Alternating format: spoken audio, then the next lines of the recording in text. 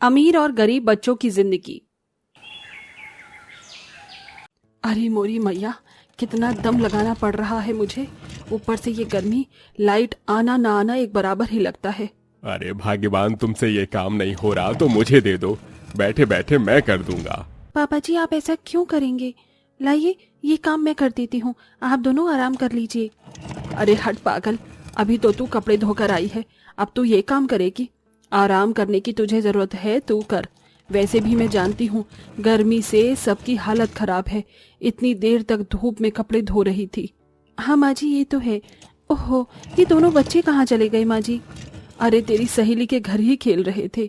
अच्छा ठीक है माँ जी, मैं आप दोनों के लिए नींबू पानी बना देती हूँ, बहुत गर्मी हो रही है।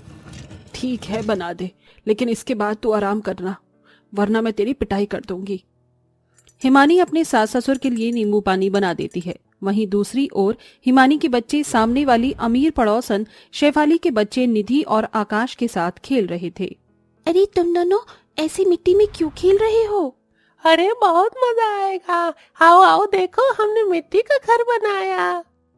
छी छी, तुम लोग कैसे इतनी गर्मी में बाहर खेलते हो, वो भी इस तरीके से? हमारी मम्मी ने देख लिया तो वो बहुत डांटेंगी। मम्मी सही बोलती हैं, ये गरीब लोग ना ऐसे ही होते हैं।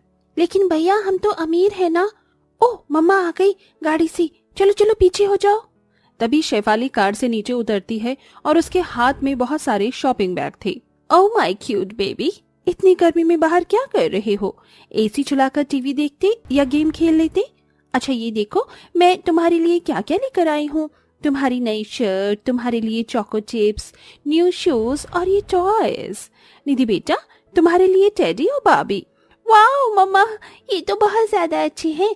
थैंक यू मम्मा, आप हमारी चीजों का कितना ख्याल रखती हो। देखो देखो आरती, सागर भैया, माँ हमारे लिए क्या लेकर आई है। निधि निधि, मुझे भी अपनी बारबी डॉल टेडी बियर दिखाएगी क्या एक बार? बिल्कुल नहीं, तेरे छूने से गंदा हो गया तो। और क्या, मेरी बच्चों से दूर रहो और उनकी चीजों से भी। पता नहीं गरीब लोग इतना चीप क्यों होते हैं। बच्चों बहुत गर्मी हो रही है, चलो एसी में बैठेंगे। फिर शेफाली अपने बच्चों को ले जाती है और अच्छी अच्छी चीज खाकर वो एसी में आराम से बैठते हैं। वाह मम्मी, एसी में कितना अच्छा लगता है ना, बाहर से आकर ऐसा लगता है हम फ्रिज में बैठ गए। हाँ बेटा, इस बार बहुत गर्मी पड़ रही है, तुम्हें वाटर पार्क भी ले जाऊंगी। सच्ची मम्मी ठीक है, अब तो हम वहाँ बहुत मजे करेंगे। आरती और सागर उन दोनों बच्चों की बात से दुखी होकर घर में आ जाते हैं। तभी हिमानी अपने बच्चों से कहती है, बेटा तुम दोनों को क्या हुआ, तुम्हारी आंखों में आंसू? माँ, वो निधि और सागर हमें चिढ़ा रहे थे।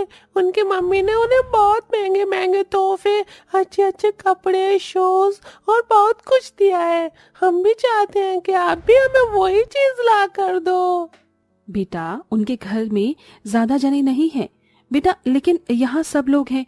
तुम्हारे पापा इतने पैसे नहीं कमाते कि हर चीज पूरी कर सकें। ये सब होगा, एक दिन जरूर होगा, लेकिन धीरे धीरे होगा बेटा। माँ, क्या गरीब होना पाप होता है? निधि मुझे ऐसे बोली कि मेरे छूने से उसके टॉयज गंदे हो जाएंगे। हम बहुत चिपकते हैं अमीर लोगों से, और शेफाली आंटी ने भी ऐसा ही कहा। क्या? शेफाली को ऐसा बिल्कुल नहीं कहना चाहिए था, वो तो मेरी दोस्त है, कब से मुझे जानती है। पता नहीं शादी के बाद वो इतना बदल क्यों गई। हो सकता है इसलिए कि पहले वो गरीब और अब अमीर हो गई है, उसे घमंड आ गया है। पर कोई बात नहीं बेटा, परेशान नहीं हो, मेरी पढ़ाई तो कंप्लीट हो गई है। भाभी, अब मुझे नई नौकरी मिल जाएगी तो इस घर में मैं भैया का हाथ बटा पाऊंगी। हाँ, अगर थोड़ा बहुत भी सहारा हो जाएगा तो मुश्किल आसान हो जाएगी। ओहो, ये पंखा कितनी गर्म हवा फेंक रहा है, पता नहीं गर्मी होती ही क्यों है। माँ, क्या हम अपने घर में एसी नहीं ला सकती? निधि और आकाश के भी तो घर में एसी लगे रहती है। आरती बेटा, एसी बहुत महंगा होता है।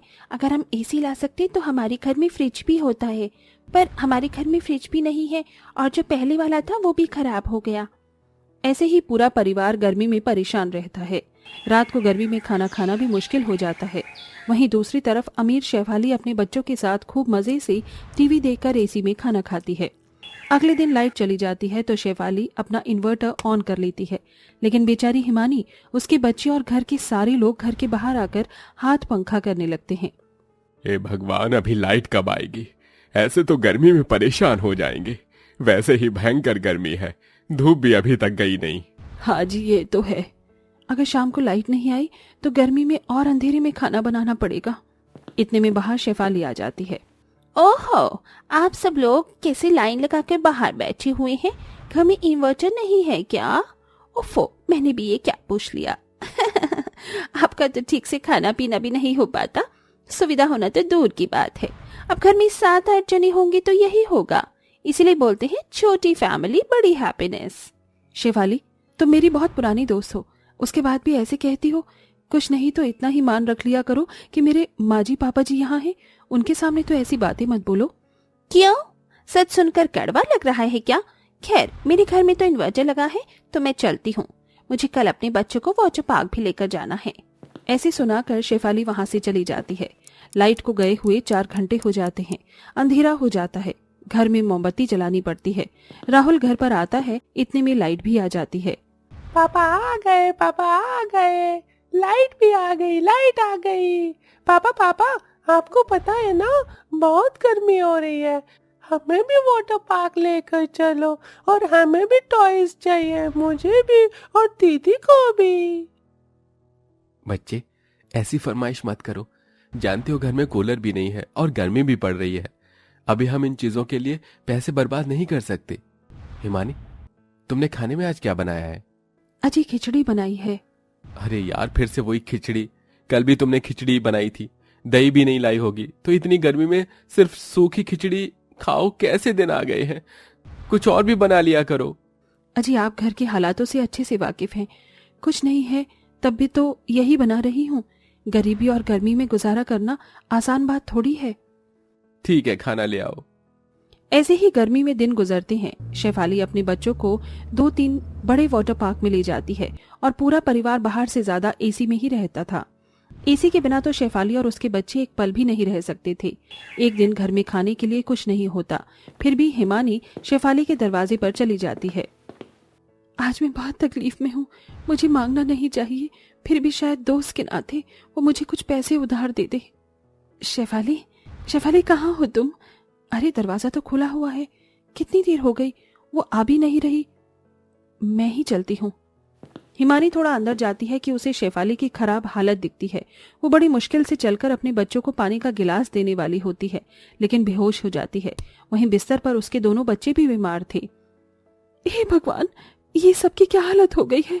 शेफाली, शेफाली होश में आओ, पता नहीं इसको क्या हो गया है। मुझे डॉक्टर को जल्दी बुलाना होगा।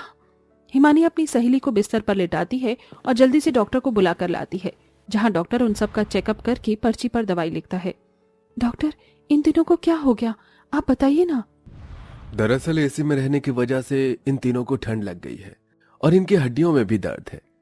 मैंने हाथ देखा, सूज गए हैं, कमजोरी से उठ नहीं पा रहे हैं।